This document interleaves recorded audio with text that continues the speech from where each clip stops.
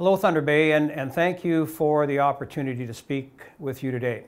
We've been getting a lot of questions from the public, and I wanted to take some time to address some of those with you related to COVID-19. As the community is aware, we have, unfortunately, over the last couple of weeks at least, been seeing a very consistent upward trend in the numbers that we're getting on a daily basis, and of course our total number is very high. So we're going to take a little bit of time today to answer some of the regular questions that we're getting from you, and once again I want to thank you for tuning in. Why are case numbers so high in the community? Yeah, so I think a lot of people are curious as to what really has occurred, because for a very long time we were doing well up until November, and even up to Christmas we were doing quite well. We know a few things have happened. Early in February or somewhere in there, the medical officer of health declared 2 outbreaks. One of them was related to the correctional facilities. Another outbreak was announced relative to the vulnerable population. So there seems to have been obviously some connection between the spike that we've seen in those populations. But as the medical officer of health will tell you, this is throughout the community. We do know that it's been in the schools. We do believe that it's in the general population, which is leading to the continued spread and the community spread and the continued rise in the numbers that we continue to see. So it's important for the community to appreciate this is, as the medical officer of health will report, it's everywhere. We should be assuming that when you're with somebody, near somebody, talking with somebody, that they may very well have the virus or have been exposed to the virus.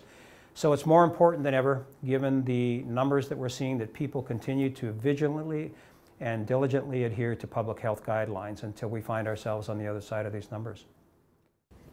What is the city doing to help people experiencing homelessness avoid getting COVID or isolate if they do have it?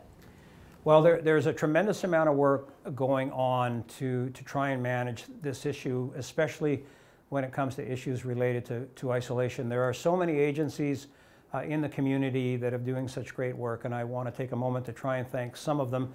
And before I do, important to acknowledge and recognize the work that has been going on by the Vulnerable Populations Table, that has great involvement with it by City of Thunder Bay staff in terms of coordinating with a number of different agencies in the city when it comes to managing the situation, especially related to isolation. I want to thank the Thunder Bay District Social Services Administration Board. They do a tremendous amount of work. They are the lead when it comes to providing these spaces that we're dealing with in isolation. So I want to thank the District Social Services Board for their work.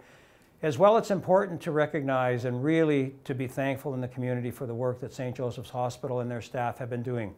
They are primarily the lead when it comes to the health and human resources that are on site at the isolation center. They are primarily the lead, but as I mentioned, there are so many other agencies that are doing great work in the community and in the isolation capacity to try and manage this particular situation. So I want to thank all of them for the work that they're continuing to do. We are reaching out and asking for other assistance from the senior orders of government. The City of Thunder Bay as well has played a role in trying to manage this as best we're able. We have provided funding for the warming shelter that is now at PACE. We want to thank PACE for their cooperation with the City of Thunder Bay and the City Council for agreeing to fund this particular facility. It's one of the ways that we've played a role in this. Also, it's important to recognize one of the issues that was advocated for that came from the organization called One More Death was this idea of a care bus. It is in operation, as I understand it. I'm told it is being incredibly well received and very successful in meeting the needs of some of the vulnerable population in the community. The lead on this is the Northwest Community Health Center. I want to thank them for their work. And the DSAB, as I understand it, is very involved in this initiative as well. They've accepted an application from Not One More Death, have worked with Northwest Community Health Center to put in place this care bus. The City of Thunder Bay, of course, is simply providing the bus when it comes to this particular operation. So important to thank DSAB, Northwest Community Health Center, and Not One More Death, who brought the idea forward to the care bus. And as it's explained to me, it's being tremendously successful and very well received in the community. What is the city doing to support businesses during the pandemic, and how will the city support economic recovery? Well, thank you. This is unfortunately, one of the results of our numbers being so high. We cannot disentangle the high numbers that we're seeing in the community from the effects that's occurring for businesses. So we need to get the numbers down if we want to see our businesses, all of them, be allowed to reopen. You'll remember last year we did a couple of things municipally. We had deferral of taxes and sewer and water rates and a few other pieces that as a council we brought forward to try and help the community at large, including businesses, but those were extended to all homeowners as well. Last year as well, we brought resolutions forward, facilitating patios and street eateries to try and help particular businesses that were struggling to allow them to have some outdoor capacity.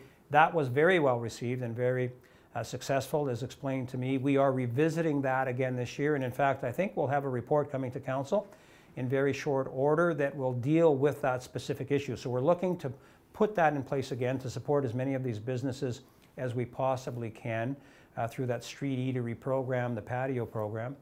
I brought a resolution to council some time ago expressing a concern where some of the big box stores had a bit of an advantage relative to some of the smaller businesses. We're seeing where big box stores may be considered essential if they have groceries in them, but they are also being allowed to sell other things that are not considered essential. And so the resolution I brought was simply trying to level the playing field a little bit when it came to that particular issue. We've submitted that resolution onto the province, and hopefully at some point they will find a way to maybe endorse that as a policy.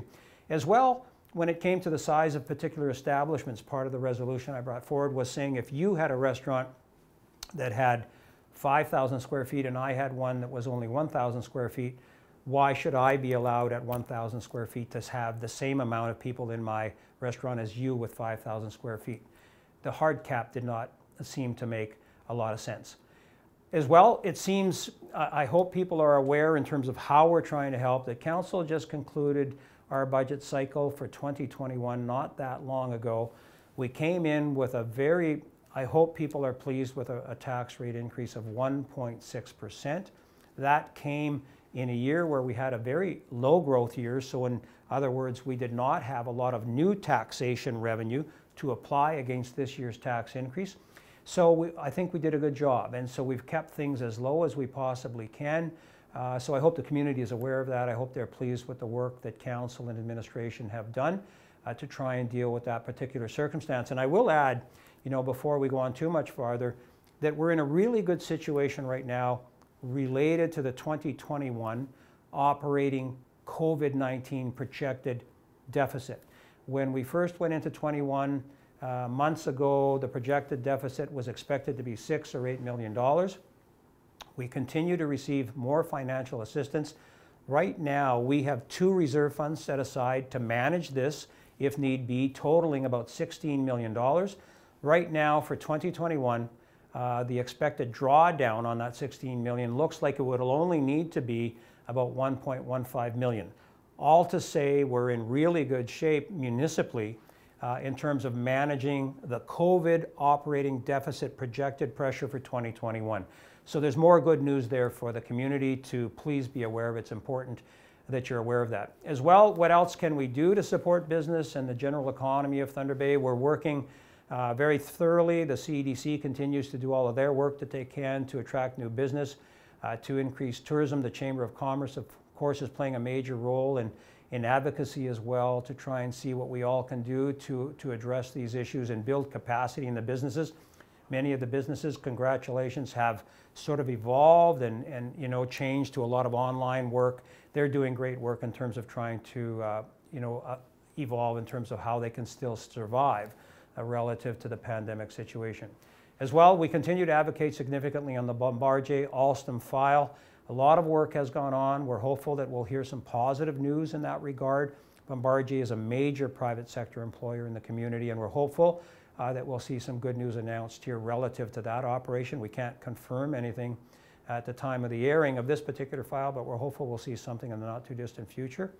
Other things that are going on, we are successful. We will be the host of the Scotties tournament in 2022. I think it will be in March of 2022. It was to have been this year, 2021, but of course the pandemic got in the way of that. That obviously will have a major impact in terms of tourism, hotels, restaurants in 2022. Hopefully by then we see ourselves through the pandemic. As well, the city has made application to be the host of the 2024 Ontario Winter Games. A lot of work has gone into that as well.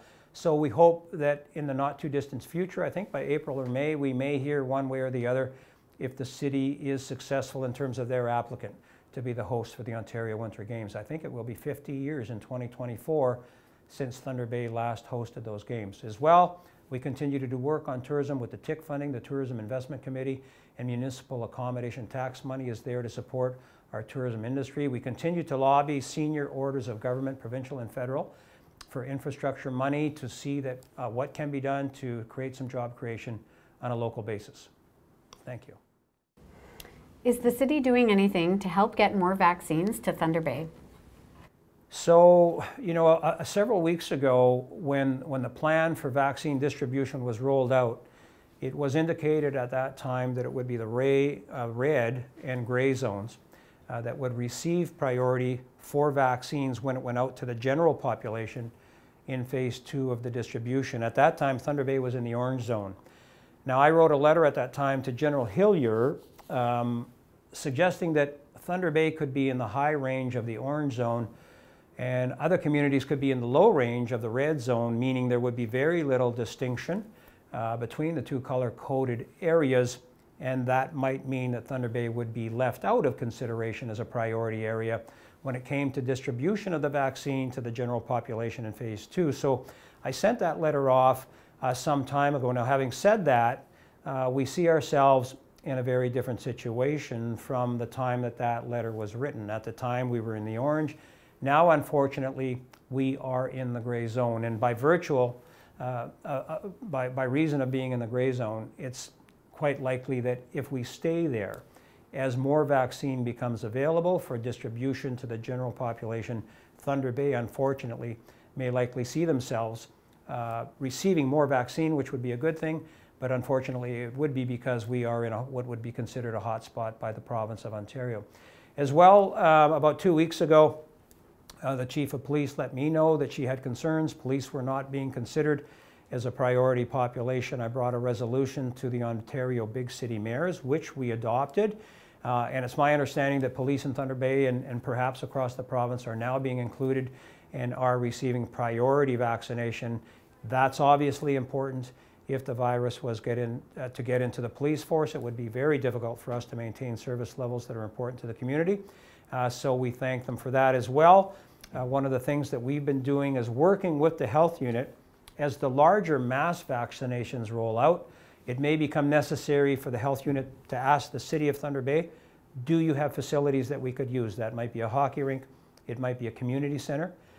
As we tape this particular piece for you today, the CLE, as the community will be aware, is the site where much of the work is being done. But if the health unit needed some city facilities, we're ready to work with them to provide space when larger scale general vaccination rolls out. Is there anything that citizens can do to help with limiting the spread of the virus? Well, yeah, unfortunately, there is nothing new to really suggest. It's really important, probably more important than ever, that individually that we continue to do all of the things that we have been asking people to do right from the get-go. The public health guidelines have been very clear. Masking is important. Physical distancing is important. Limiting your in-person contact, avoiding congregate settings. All of these things have been repeated over and over again for quite a bit of time. It's my belief, that the community of Thunder Bay, by and large, the vast, vast majority of people have been doing what they need to do, have been doing the right thing. Unfortunately, we find ourselves in a circumstance where our numbers have increased significantly, where the language that's being used by the medical officer of health is just assume that it's everywhere that you are. So what we've been asking you to do for a very long time is more important than ever. There are and is a grave level of concern in the community. People are watching the numbers spiking on a daily basis.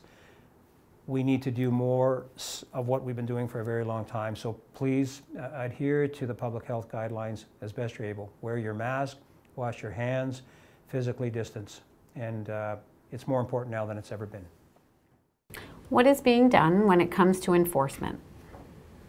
Well, the enforcement piece is important and it's necessary. Unfortunately, perhaps now more than ever, the province has enabled through legislation or regulation the Thunder Bay Police, the health unit was always able, and now as well city bylaw officers to play a role when it comes to enforcement of any of the provincial orders that may exist or any of the issues that the city of Thunder Bay has brought to bear upon this. So residents who have concerns about businesses and individuals who may not be following the COVID-19 related orders can phone a number to report some of those transgressions to 625-5900 or toll free 1-888-294-6630 to report any instances of non-compliance.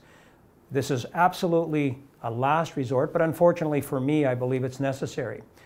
We need to do it if people aren't willing to comply. Unfortunately, there's a bit of that in the community. As I said, most people we believe are doing the right thing, but we need to do everything that we can, use every tool that's available to us if unfortunately some people are not complying.